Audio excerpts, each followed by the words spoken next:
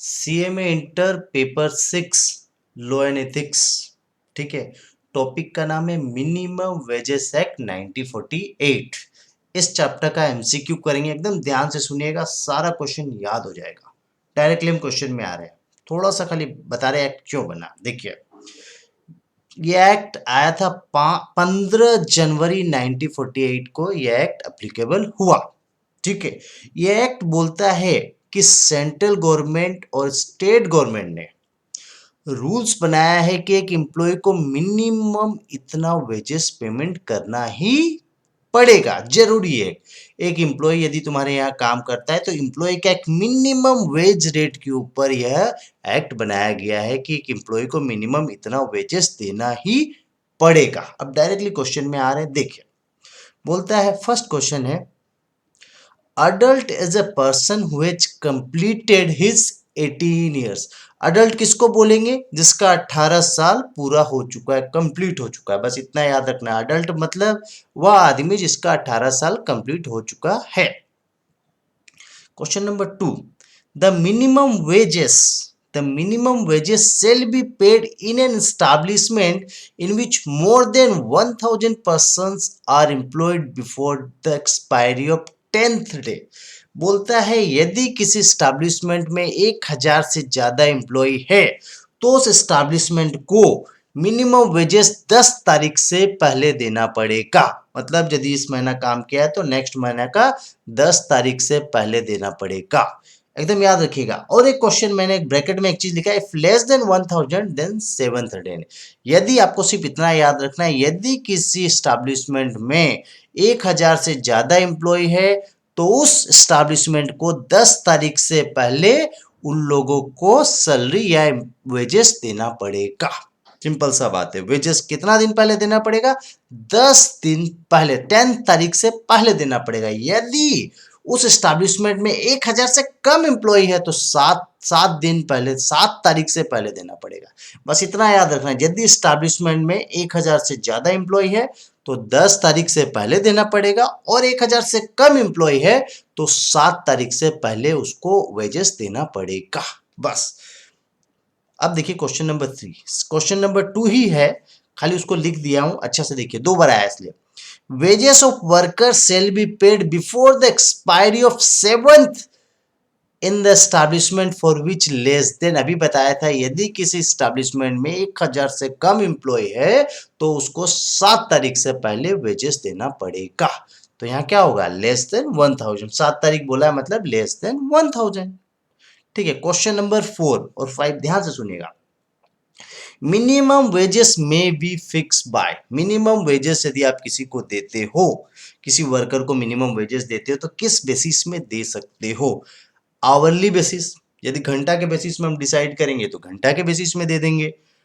The day मतलब daily basis में देना चाहें, डे के बेसिस में देना चाहें तो डे के बेसिस में भी दे सकते हैं, और मंथ के बेसिस में देना चाहें तो मंथ के बेसिस में भी दे सकते हैं। बाय एनी ऑफ द, मतलब किसी भी तरीका से हम देना चाहें तो हम अपना वर्कर से वैसा फिक्स कर लेंगे और उसको उस हिसाब से मिनिमम वेजेस दे देंगे। तो ये मोड ऑफ मिनिमम वेजेस है, आवरली बेसिस में भी हो सकता है, डेली बेसिस में भी हो सकता है, मंथली बेसिस में भी हो सकता है। एप्रोप्राइट गवर्नमेंट मतलब याद रखिएगा सेंट्रल गवर्नमेंट और स्टेट गवर्नमेंट। बस। द एप्रोप्राइट गवर्नमेंट में fix minimum rate of wages for time work, piece work, guarantee time rate और ऑल ऑफ द अबव। तीनों तरीका से अप्रोप्राइट गवर्नमेंट वेज रेट को फिक्स किया है। अभी ऊपर में बताया था, उसी क्वेश्चन को घुमा के बोला है कि टाइमली बेसिस दे दो, या पीस के बेसिस में दे दो, या गारंटी टाइम रेट के बेसिस में दे दो, या ऑल ऑफ दैट, किसी भी तरीका से आप वेजेस दे सकते हो, कोई दिक्कत नहीं है। Question number 6, any person who is responsible to the owner for the supervision and control of the employee or for the payment of wages is an employer। याद रखिए, सिर्फ इतना याद रखना है, responsible for payment of wages कौन है? Employer का जिम्मेदारी है एम्प्लॉय को पैसा देने का, बस इतना है। ठीक है, सुपरविजन एंड कंट्रोल, एम्प्लॉय को कंट्रोल कौन करेगा और एम्प्लॉय को वेजेस देने का जिम्मेदारी किसका है? एम्प्लॉयर का है, बस, और आगे नहीं। The minimum wages shall be paid in cash। minimum wages case में पेमेंट किया जाता है। क्वेश्चन नंबर 18 एकदम क्वेश्चन में आंसर आप ध्यान से सुन लीजिए, आपको याद हो जाएगा। Where a person provide labor or service to another for remuneration which is less than the minimum wages, such labor is called। यदि किसी आदमी को आप ज्यादा काम करा के कम पैसा देते हो तो उसको क्या करा रहे हो, फोर्सली काम करा रहे हो, उससे उसे प्रेशर दे के उससे मजबूरी में काम करा रहे हो, फोर्सली काम करा रहे हो, तो लॉजिकली क्या बोलेंगे उस लेबर को, फोर्स लेबर बोलते हैं। यदि किसी को फोर्स करा के काम कराया जा रहा है, कम वेजेस दे रहे हो, ज्यादा काम करा रहे हो, मतलब फोर्स करके काम करा रहे हो और फोर्स करके काम करा रहे हो, तो उसको फोर्स लेबर बोलते हैं, फोर्स लेबर।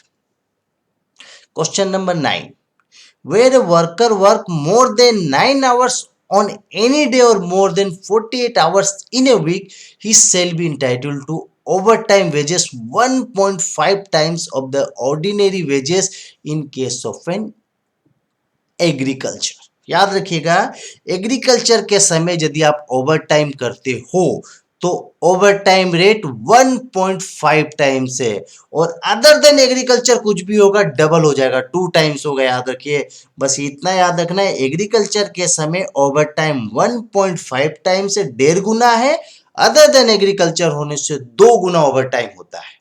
ठीक है।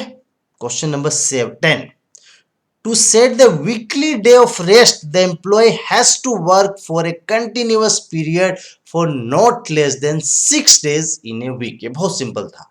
Question number 11, the schedule is divided in two parts। part 1 of the schedule has days entries। part 1 में 18 एंट्रीज है। ठीक है। Question number 12, schedule 2 of this act related to an employment of agriculture. Schedule 2 क्या चीज से related है, employment of agriculture. बस schedule 2 agriculture, बस इतना याद रखना है। Review of minimum wages is to be done at such interval not exceeding 5 year. याद रखिए, जो अप्रोप्राइट गवर्नमेंट है मिनिमम वेजेस का रिव्यू करता है, हर 5 साल में करता है। बस याद रखिएगा, वो चाहता है मिनिमम वेजेस बढ़ाना चाहता है या रिव्यू करता है सही है या गलत है, उससे कितना बढ़ना चाहिए, तो अप्रोप्राइट गवर्नमेंट मिनिमम वेजेस का रिव्यू हर 5 साल में करता है। No minimum wages cannot be fix where, minimum wages fix नहीं किया जा सकता यदि dispute is pending before the tribunal. यदि कोई डिस्प्यूट पेंडिंग है ट्रिब्यूनल के पास, या dispute is pending before any authority under any other law और एनी अवार्ड इन ऑपरेशंस। याद रखिए ये, और क्वेश्चन में क्वेश्चन नंबर डी में बोला एनी ऑफ द अबव। यदि किसी के पास डिस्प्यूट पेंडिंग है तो मिनिमम वेजेस फिक्स नहीं किया जा सकता, किसी के पास भी, किसी भी कोर्ट में। याद रखिएगा, तो आंसर होगा any one of the above 3, कोई भी हो इन तीनों। क्वेश्चन नंबर डी में यही लिखा है, any one of the above. यदि डिस्प्यूट पेंडिंग है मिनिमम वेजेस को लेके तो मिनिमम वेजेस फिक्स नहीं किया जा सकता है। Question number 15, the central government proposes the minimum rate of wages at rupees 10,000। Central government ने मिनिमम वेजेस कितना कितना प्रपोज किया, 10,000 रुपया। ठीक है। क्वेश्चन नंबर 16 ध्यान से देखिएगा, a wage slip shall be issued by every employer to every employee. Wage slip हर एम्प्लॉयर एम्प्लॉय को इशू करता है, कब, at least a day prior to the disbursement of wages, wages देने के एक दिन पहले। क्वेश्चन नंबर 17 ध्यान से देखिएगा, rule 24 provide that the number of hours which shall be constitute a normal working days in respect of an adult। याद रखिएगा, अडल्ट के लिए रूल्स में बताया गया है कि एक अडल्ट को कम से कम एक दिन में 9 घंटा काम करना चाहिए और चाइल्ड को 4.5 घंटा, 4.5 आवर्स। अडल्ट का नॉर्मल वर्किंग आवर कितना है, 9 घंटा, और चाइल्ड का कितना, 4.5 आवर्स। ठीक है।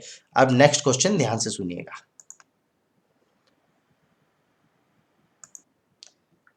क्वेश्चन नंबर 18 को ध्यान से सुनिएगा।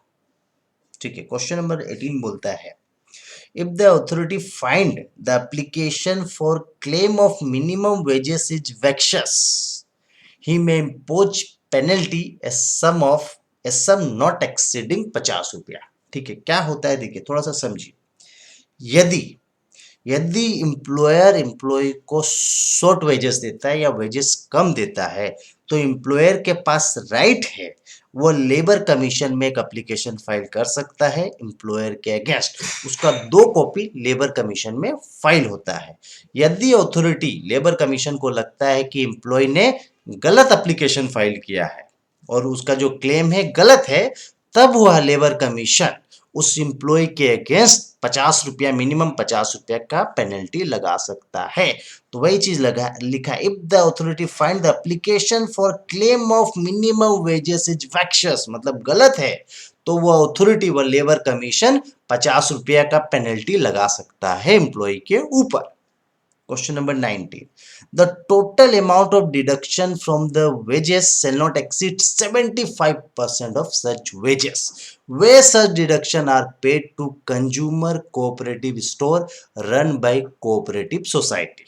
याद रखिए, एम्प्लॉयर एम्प्लॉय का वेजेस से कब डिडक्शन करता है, थोड़ा सा समझिए। यदि एम्प्लॉय अपसेंट होता है या कुछ डैमेज कर देता है या अदर कोई फैसिलिटी एचआरए या अदर कोई बेनिफिट लेता है तो एम्प्लॉयर एम्प्लॉय का सैलरी से डिडक्शन कर सकता है। लेकिन नॉर्मली एम्प्लॉयर एम्प्लॉय का सैलरी से 50% तक डिडक्शन कर सकता है। लेकिन यदि एम्प्लॉयर कोई कोऑपरेटिव सोसाइटी को पैसा देता है, जो कंज्यूमर कोऑपरेटिव स्टोर चला रहा है, एम्प्लॉय वहां से कुछ लिया होगा, उसके रिगार्ड में एम्प्लॉयर कोऑपरेटिव सोसाइटी को पेमेंट किया होगा, तो उसके रिगार्ड में मैक्सिमम डिडक्शन 75% हो सकता है। लेकिन दूसरा केस होगा अदर देन कोऑपरेटिव सोसाइटी, तो 50% से ज्यादा डिडक्शन नहीं हो सकता है। अब ये देखिए, the claim for minimum wages shall be made in duplicate, 2 copy file होता है लेबर कमीशन को।